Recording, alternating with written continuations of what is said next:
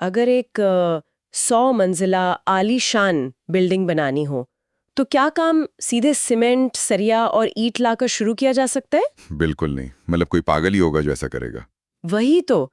सबसे पहले एक सटीक ब्लूप्रिंट बनता है, जमीन की मिट्टी चेक होती है, 3D मॉडल्स बनाए जाते हैं और हर पिलर की स्ट्रेंथ को मैथमेटिकल कैलकुलेशंस के जरिए टेस्ट किया जाता है। हाँ, क्योंकि अगर फाउंडेशन ही गलत हो गई तो पूरी की पूरी बिल्डिंग तशके के पत्तों की तरह गिर सकती है। एग्जैक्टली और बिना प्रॉपर प्लानिंग और टेस्टिंग के उतने बड़े पैमाने पर फिजिकल कंस्ट्रक्शन शुरू करना सीधे तबाही को दावत देना है। मैं हमेशा सोचती हूँ कि हर चीज पहले पेपर पर परफेक्ट होनी चाहिए। या आज के आधुनिक दौर में कहें तो कंप्यूटर स्क्रीन पर पूरी तरह से परफेक्ट होनी चाहिए। एक छोटी सी कैलकुलेशन की गलती बाद में करोड़ों का नुकसान कर सकती है। और दोस्तों, इलेक्ट्रॉनिक्स की दुनिया में भी ठीक यही नियम लागू होता है। बिना फाउंडेशन के बिल्डिंग गिर सकती है और बिना प्रॉपर वर्चुअल टेस्टिंग के एक महंगा इलेक्ट्रॉनिक डिवाइस फेल हो सकता है। सही कहा। आज की इस डीप डाइव में हम यही समझने वाले हैं कि प्रोटियस डिजाइन स्वीट जैसे सॉफ्टवेयर का इस्तेमाल करके इलेक्ट्रॉनिक डिवाइसेस का जो मुख्य आधार होता है, यानी प्रिंटेड सर्किट बोर्ड्स जिन्हें हम पीसीबीज कहते हैं, वो आखिर बनते कैसे हैं। हाँ, क्योंकि सीधे सोल्डरिंग आयरन उठाकर वायर्स नहीं जोड़े जाते। बिल्कुल नहीं। एक आइडिया को हकीकत में बदलने के लिए ईएडीए यानी इलेक्ट्रॉनिक डिजाइन ऑटोमेशन टूल्स का इस्तेमाल होता है। और इस चर्चा का मुख्य उद्देश्य यही समझना है कि ये पूरा सफर किस तरह तय किया जाता है। ये देखना वाकई दिलचस्प है कि प्रोटियस जैसा एक कॉम्प्रिहेंसिव सॉफ्टवेयर कैसे इन कॉम्प्लेक्स फिजिकल बोर्ड्स को फैक्ट्री में बनने से पहले ही स्क्रीन पर जिंदा करता है और उनकी टेस्टिंग करता है। ये किसी जादू से कम नहीं लगता मुझे। हाँ, एक तरह का डिजिटल जादू ही है। एक इंजीनियर के दिमाग में आया हुआ कॉन्सेप्ट पहले एक डिजिटल फॉर्म लेता है और फिर वहां से एक ठोस फिजिकल रियलिटी में बदल जाता है। तो चलिए इस पूरी प्रोसेस को शुरू से समझते हैं। बिल्डिंग का कॉन्सेप्ट तो सोच लिया गया, नक्शा भी बना लिया, पर क्या वो ब्लूप्रिंट जमीन पर सही से काम करेगा? यही सबसे बड़ा सवाल होता है हर डिजाइनर का। राइट। यहाँ से हम प्रोटियस के सबसे शुरुआती और जरूरी कदम पर आते हैं, जो कि है वर्चुअल दुनिया में ब्लूप्रिंट बनाना और उसकी टेस्टिंग करना, जिसे सॉफ्टवेयर की भाषा में स्कीमेटिक और साइमुलेशन कहते हैं। हाँ। और प्रोटियस का सबसे बड़ा तकनीकी फायदा उसका इंटीग्रेटेड एनवायरनमेंट बताया जाता है। मतलब सर्किट का नक्शा बनाना और उसका फिजिकल लेआउट तैयार करना दोनों एक ही जगह पर होते हैं, एक ही वर्कस्पेस में। और ये इंटीग्रेशन सिर्फ आराम की बात नहीं है, बल्कि ये एक बहुत बड़ा टेक्निकल एडवांटेज है। वो कैसे? मतलब सिर्फ टाइम ही तो बचता है ना। नहीं, देखो, जब आप दो अलग-अलग सॉफ्टवेयर का इस्तेमाल करते हैं तो डेटा लॉस या कन्वर्जन एरर्स का डर हमेशा बना रहता है। एक सॉफ्टवेयर से फाइल एक्सपोर्ट करो, दूसरे में इंपोर्ट करो। अच्छा, हाँ, वो थका देने वाली माथापच्ची। वही, प्रोटियस में ये सब एक ही छत के नीचे होता है और इसका पहला कदम होता है स्कीमेटिक कैप्चर। अगर आसान भाषा में कहें तो ये पीसीबी का एक वर्चुअल नक्शा है। तो इस स्टेप में डिजाइनर करता क्या एग्जैक्टली? इसमें डिजाइनर सॉफ्टवेयर की एक बहुत ही विशाल लाइब्रेरी से कंपोनेंट्स चुनता है, जैसे माइक्रो कंट्रोलर्स हो गए, रेजिस्टर्स, कैपेसिटर्स, एलईडीज या और भी कोई नया सेंसर। ओके, और फिर उन्हें कनेक्ट करते हैं। नया या स्पेसिफिक पार्ट लाइब्रेरी में नहीं मिलता। तो क्या प्रोजेक्ट वहीं रुक जाता है? नहीं नहीं, प्रोटियस कस्टम कंपोनेंट्स इंपोर्ट करने या खुद डिजाइन करने की सुविधा भी देता है। तो आपका काम कभी नहीं रुकता। वाओ! यहाँ एक बात वाकई मेरे ध्यान खींचती है। जब स्कीमेटिक यानी नक्शा बन गया तो फिजिकल हार्डवेयर बनाने से पहले उसकी टेस्टिंग होती है, जिसे सिमुलेशन कहते हैं। हाँ, और ये सबसे क्रूशियल पार्ट है। मैं इस सिमुलेशन को ना एक फ्लाइट सिमुलेटर की तरह देखती हूँ। जैसे एक पायलट असली हवाई जहाज उड़ाने से पहले सिमुलेटर में बैठकर हर इमरजेंसी या इंजन फेल होने का डर टेस्ट करता है। ये बहुत ही सटीक एनालॉजी है। क्रैश होने से पहले ही सब कुछ टेस्ट कर लेना। एग्जैक्टली। ठीक वैसे ही प्रोटियस में फिजिकल बोर्ड बनने से पहले उस सर्किट को चलाकर देखा जाता है। इसमें एनालॉग और डिजिटल दोनों सर्किट सिम्युलेट होते हैं। लेकिन मेरा एक सवाल है यहाँ, पूछिए। क्या ये सिम्युलेशन सिर्फ बेसिक हार्डवेयर पार्ट्स जैसे एक बल्ब जलना या रेजिस्टर के करंट रोकने तक सीमित है, या मॉडर्न डिवाइसेस के दिमाग यानी कॉम्प्लेक्स माइक्रो कंट्रोलर्स भी इसमें टेस्ट किए जा सकते हैं? यहाँ जो चमत्कारिक बात है वो यही है कि Proteus micro controller based circuits को पूरी तरह से सपोर्ट करता है और इसका स्तर बहुत गहरा है। गहरा मतलब किस लेवल की टेस्टिंग होती है? इसका मतलब ये नहीं कि आप सिर्फ वायर्स और पावर सप्लाई चेक करें। आप दरअसल उस वर्चुअल माइक्रो कंट्रोलर के अंदर अपना लिखा हुआ कोड यानी फर्मवेयर लोड कर सकते हैं। वेट, वाकई? मतलब मैं सॉफ्टवेयर के अंदर हार्डवेयर में सॉफ्टवेयर लोड कर सकती हूँ? बिल्कुल। जब आप प्ले बटन दबाते हैं तो वो सॉफ्टवेयर लाइन बाय लाइन आपके कोड को पढ़ता है और बिल्कुल वैसे ही रिएक्ट करता है जैसे एक असली फिजिकल चिप करेगी। ओह वाओ, ये तो इंसेप्शन जैसा हो गया। एकदम। अगर आपने कोड लिखा है कि टेम्परेचर सेंसर रीडिंग 50 डिग्री से ऊपर जाए तो लाल एलईडी जलनी चाहिए, तो स्क्रीन पर वो वर्चुअल एलईडी सच में जलती है। तो इसका फायदा सीधे तौर पर टाइम और पैसे दोनों बचाना हुआ। सही पकड़ा आपने। फिजिकल प्रोडक्शन में लाखों रुपए खर्च करने से पहले ही इंजीनियर को पता चल जाता है कि उसका कोड हार्डवेयर के साथ कैसा बर्ताव करेगा। वाकई, क्रैश होने से पहले ही हर छोटी गलती को फिक्स कर लेना सबसे बड़ी समझदारी है। अब मान लीजिए कि वर्चुअल टेस्टिंग पूरी तरह से सफल हो गई। फ्लाइट सिमुलेटर में लैंडिंग परफेक्ट हो गई। हाँ, लैंडिंग एकदम परफेक्ट हुई, बिना किसी रुकावट के, और कोड भी परफेक्ट चल रहा है। अब उस डिजिटल सर्किट को एक फिजिकल बोर्ड पर उतारने का समय आता है। असली दुनिया का चैलेंज। राइट। लेकिन हजारों छोटे छोटे कंपोनेंट्स को एक आमतौर पर हरे रंग के दिखने वाले छोटे से बोर्ड पर कहाँ और कैसे रखा जाए, ये अगला बड़ा पड़ाव है। यहाँ आती हैं लेआउट, प्लेसमेंट और राउटिंग की चुनौतियाँ। बिल्कुल सही वक्त पर आपने इस मुद्दे को उठाया है। पीसीबी लेआउट डिजाइन में फिजिकल पार्ट्स का जो प्लेसमेंट होता है वो सबसे क्रिटिकल हिस्सा होता है। मतलब ये कोई जिग्सॉ पजल नहीं है कि जहाँ जगह मिली वहाँ पार्ट रख दिया। हाँ, नहीं नहीं, ये सिर्फ कंपोनेंट्स को स्क्रीन पर फिट करने का गेम नहीं है। ये पूरी तरह से फिजिक्स और इंजीनियरिंग पर आधारित है।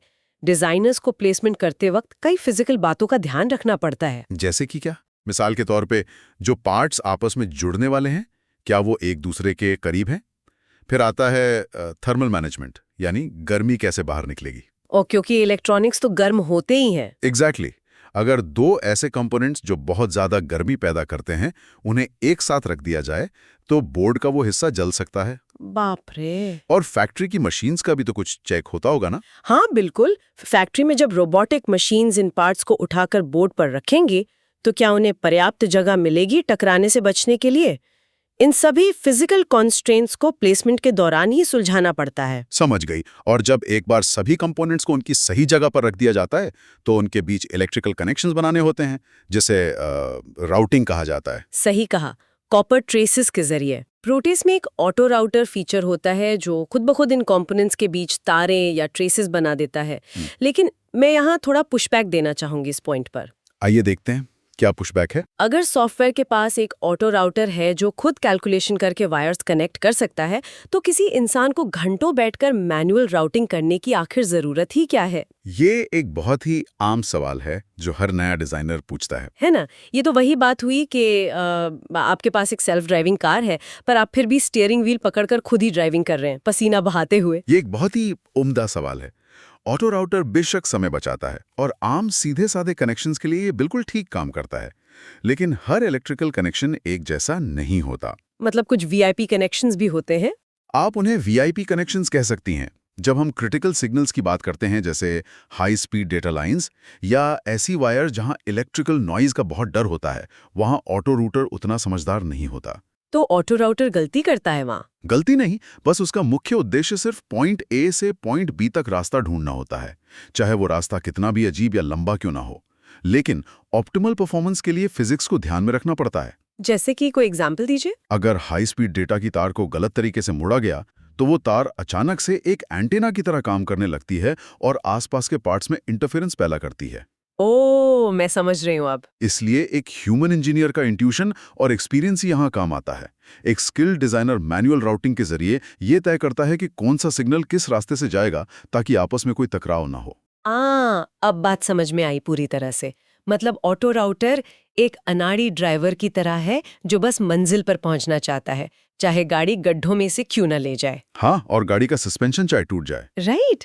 लेकिन कॉम्प्लेक्स ट्रैफिक और हाई स्पीड सिग्नल्स को हैंडल करने के लिए एक अनुभवी ह्यूमन ट्रैफिक कंट्रोलर की जरूरत तो पड़ेगी ही। बिल्कुल पड़ेगी। और इसी राउटिंग की प्रक्रिया के बीच एक और जबरदस्त फीचर हमेशा पर्दे के पीछे काम करता रहता है, जिसे डीआरसी यानी डिजाइन रूल्स चेक कहते हैं। मेरा पसंदीदा फीचर। मैं डीआरसी को ना थोड़ा इस तरह से देखती हूँ, जैसे हम एमएस वर्ड में टाइप करते हैं और उसमें स्पेल चेक होता है। अगर हम कोई गलत स्पेलिंग लिखते हैं तो उसके नीचे तुरंत एक लाल लाइन आ जाती है। हाँ, एक लाल स्क्विगली लाइन। वही। क्या डीआरसी भी कुछ वैसा ही काम करता है बैकग्राउंड में? और फिजिक्स के कुछ बहुत स्ट्रिक्ट नियम होते हैं। नियम जैसे कि उनके बीच का गैप और सब? हाँ, मिसाल के तौर पर 2 कॉपर ट्रेसेस के बीच की दूरी कम से कम कितनी होनी चाहिए। अगर आपने स्क्रीन पर 2 वायर्स को एक दूसरे के बहुत ज्यादा करीब कर दिया तो शॉर्ट सर्किट हो जाएगा? शॉर्ट सर्किट नहीं, पर फैक्ट्री में बनने के बाद इलेक्ट्रिसिटी एक तार से कूदकर दूसरी तार में जा सकती है, हवा के जरिए, जिसे आर्किंग कहते हैं। बाप रे, हवा में इलेक्ट्रिसिटी कूद सकती है? बिल्कुल कूद सकती है, अगर वोल्टेज हाई हो या फिर अगर किसी ट्रेस से बहुत ज्यादा करंट गुजरने वाला है, पर आपने उसकी चौड़ाई बहुत पतली रखी है, तो वो तार गर्म होकर फ्यूज की तरह उड़ जाएगी और डिवाइस खराब। तो डीआरसी इन बातों को मॉनिटर करता है? डीआरसी इन सभी नियमों को लागू करता है। अगर डिजाइनर कोई ऐसी गलती करता है जो प्रैक्टिकली बनना नामुमकिन हो या खतरनाक हो, तो डीआरसी तुरंत स्क्रीन पर एरर दिखा देता है, लाल रंग में। ये तो बहुत जरूरी स्टेप है। हाँ, ये सुनिश्चित करता है कि जो डिजाइन स्क्रीन पर बन रहा है वो फिजिकली फैक्ट्री में बनाया भी जा सकता है या नहीं।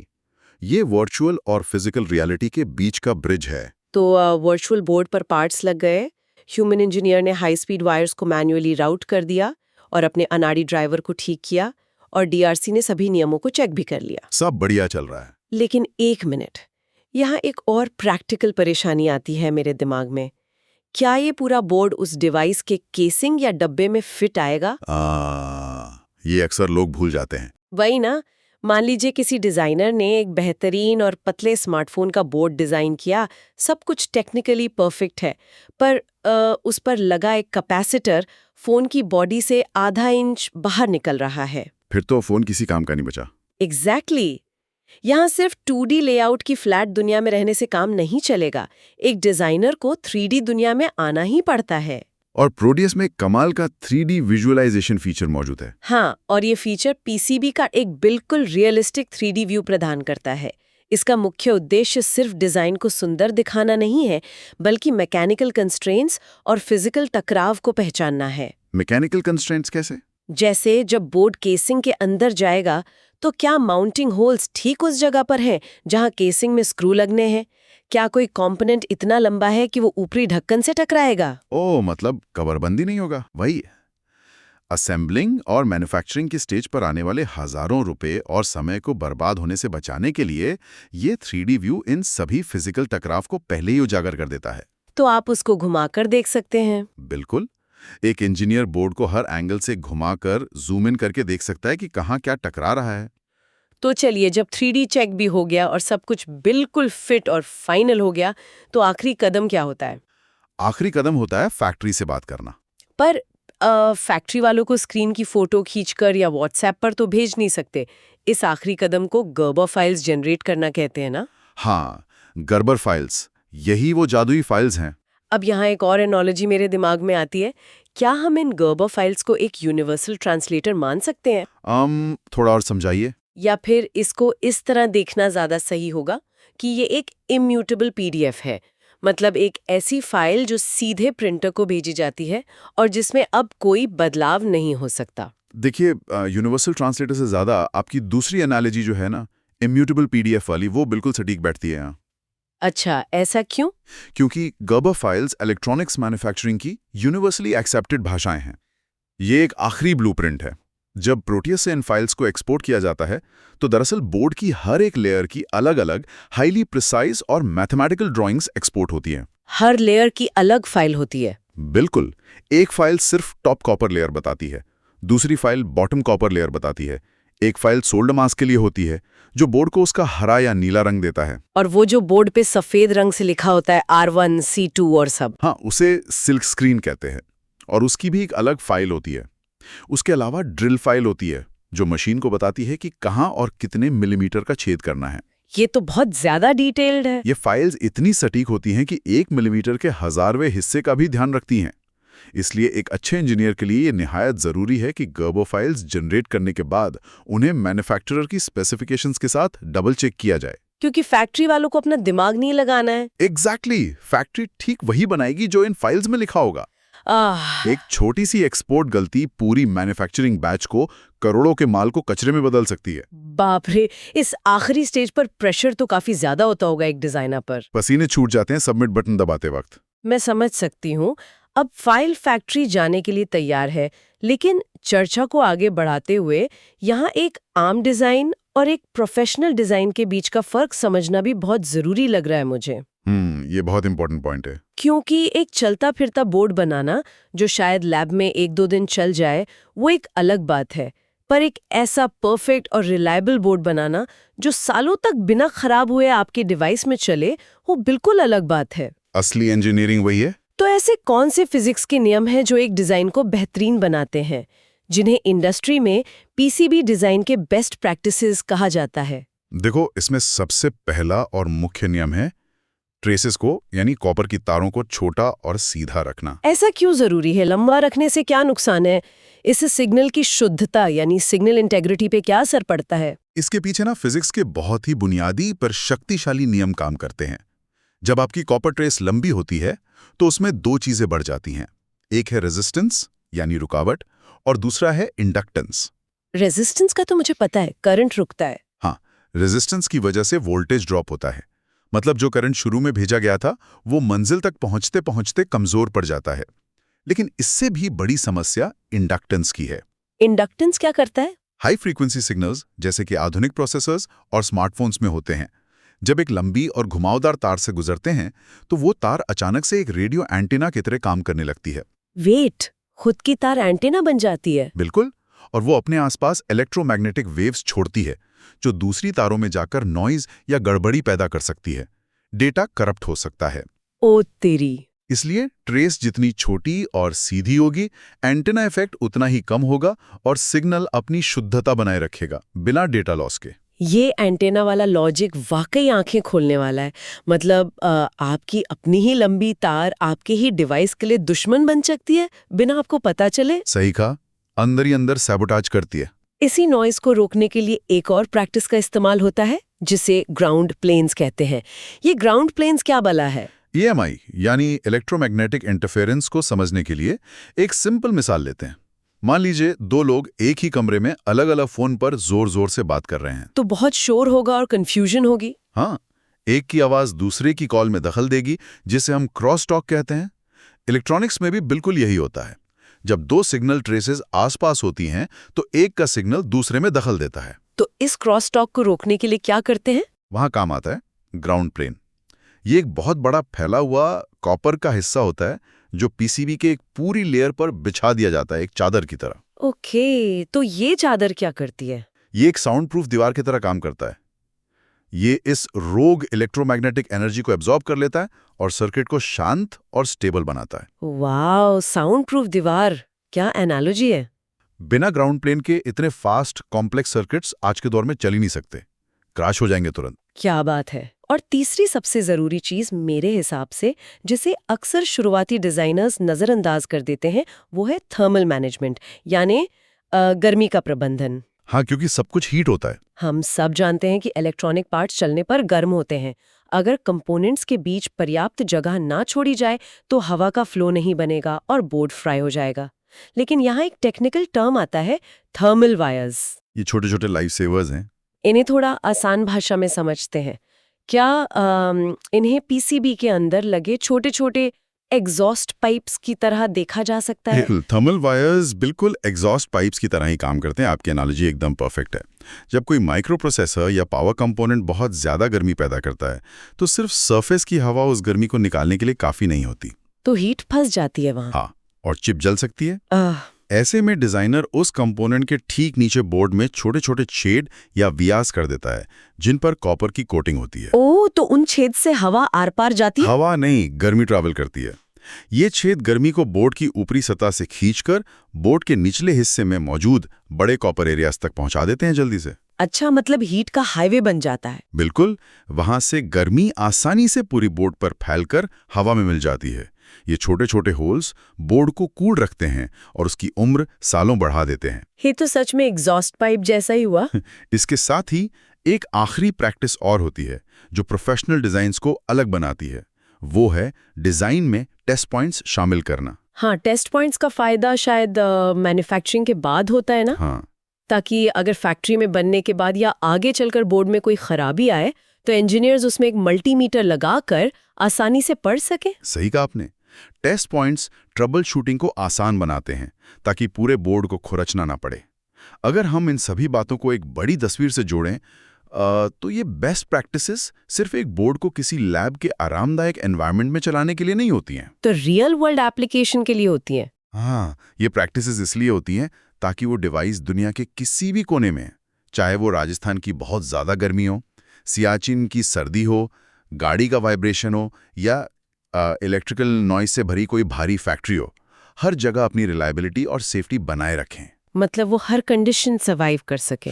इलेक्ट्रॉनिक्स इंजीनियरिंग का सबसे बड़ा सच यही है कि जो डिज़ाइन फिजिकली जितना ज़्यादा रोबस्ट होता है वो उतना ही कम फेल होता है। ये बात एकदम पते की है वाकई।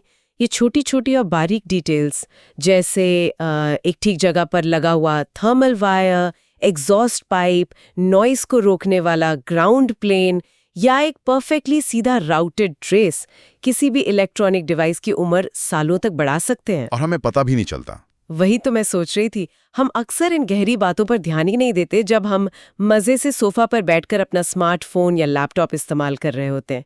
हम बस स्क्रीन देखते हैं। उस स्क्रीन के पीछे एक इंजीनियरिंग का मावल छुपा है जिसे हजारों घंटे लगाकर टेस्ट किया गया है। बिल्कुल। तो जो लोग सुन रहे हैं, अगर हम आज की इस पूरी लंबी चर्चा का निष्कर्ष निकालें तो हमने डिटेल में समझा कि प्रोटियस डिजाइन स्वीट कैसे एक इंजीनियर के आइडिया को सबसे पहले एक वर्चुअल ब्लूप्रिंट या स्कीमेटिक में बदलता है, फिर उसे सिमुलेशन की भट्टी में तपाता है। हाँ, वहाँ कोड और हार्डवेयर को वर्चुअल फ्लाइट सिमुलेटर में टेस्ट करता है। उसके बाद डीआरसी के कड़े नियमों और मैनुअल राउटिंग के ह्यूमन इंट्यूशन के जरिए और उसको फिजिकल आकार देता है। और एंड में 3D विजुअलाइजेशन भी। राइट। अंत में 3D टेस्टिंग में फिजिकल कोलिजन्स को चेक करते हुए उसे एक परफेक्टली फॉर्मेटेड और इम्यूटेबल आखिरी गर्बर फाइल में बदल देता है जिसे फैक्ट्री वाले पढ़ सकें। ये एक बहुत ही रिगरस और प्रिसिजन से भरा हुआ प्रोसेस है। और हर स्टेप जरूरी है। एक भी स्टेप मिस हुआ तो डिवाइस कबाड़ा हो जाएगा। जो लोग इस तकनीक में रुचि रखते हैं उनके लिए ये जानना वाकई बहुत हैरानगेज है कि हमारे आसपास का हर छोटा बड़ा गैजेट, हमारी कलाई पर बंधी स्मार्ट वॉचेस से लेकर हमारे घर के फ्रिज, आधुनिक कार्स और आसमान में घूमते सैटेलाइट्स तक इसी लंबे और कॉम्प्लेक्स प्रोसेस से होकर गुजरता है। किसी में कोई शॉर्टकट नहीं लिया जाता। नहीं, बिल्कुल नहीं। अगर आपका फोन बिना ओवरहीट हुए घंटों तक पबजी या हेवी गेमिंग झेल रहा है या बिना आवाज कटे क्लियर कॉल कनेक्ट कर रहा है तो उसके पीछे सर्किट बोर्ड डिजाइन करने वाले किसी इंजीनियर की यही फिजिक्स, यही मेहनत और यही बेस्ट प्रैक्टिसेस छुपी है। सही मायने में हमारा आधुनिक जीवन और आगे बढ़ती हुई तकनीक इन्हीं छोटे हरे रंग के कॉम्प्लेक्स बोर्ड्स पर टिकी हुई है। इन बोर्ड्स की डिजाइनिंग एक आर्ट और साइंस दोनों का एक बेहतरीन मिश्रण है। आर्ट भी? मैं तो इसको प्योरली साइंस मान रही थी। है जिस पर सोचना वाकई दिमाग को मजबूर कर देता है।